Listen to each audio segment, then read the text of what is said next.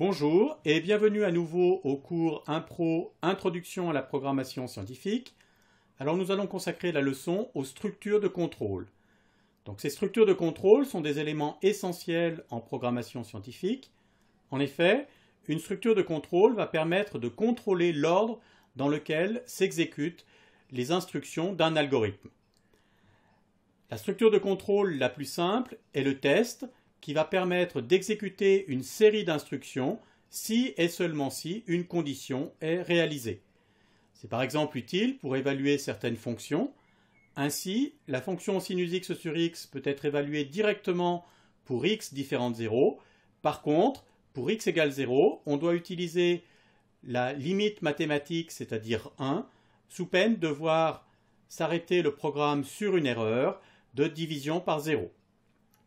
La seconde structure de contrôle importante est la boucle. Donc cette boucle va permettre de répéter un certain nombre de fois une série d'instructions.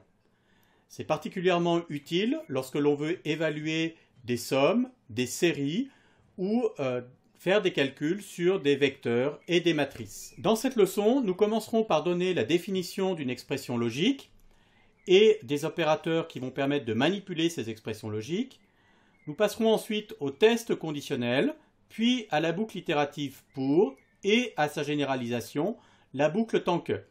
Nous terminerons par un exercice détaillé sur l'utilisation de la méthode de dichotomie pour résoudre un problème numérique et nous verrons deux devoirs d'application, l'un sur le calcul d'une intégrale par la méthode des trapèzes et l'autre sur le calcul de la suite de Syracuse. N'oubliez pas que vous avez la possibilité de tester vos programmes ou de tester le code Python présenté dans les exemples du cours en utilisant la cellule SageCell qui se trouve en dessous de la vidéo du cours.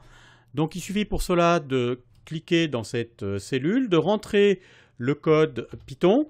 Donc par exemple, je vais rentrer un code qui affiche les multiples d'un nombre entier petit a. Donc ici j'affiche a, 2a, 3a, 4a, 5a, 5a. Voilà, donc une fois que j'ai rentré mon programme, eh bien, il suffit simplement d'appuyer sur exécuter et j'ai en dessous en fait le résultat de mon programme Python qui s'affiche.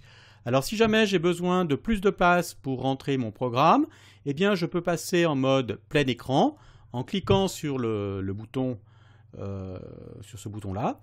Donc à ce moment-là, je rentre mon programme et une fois que le programme est rentré, je peux revenir en mode normal et exécuter à nouveau mon programme.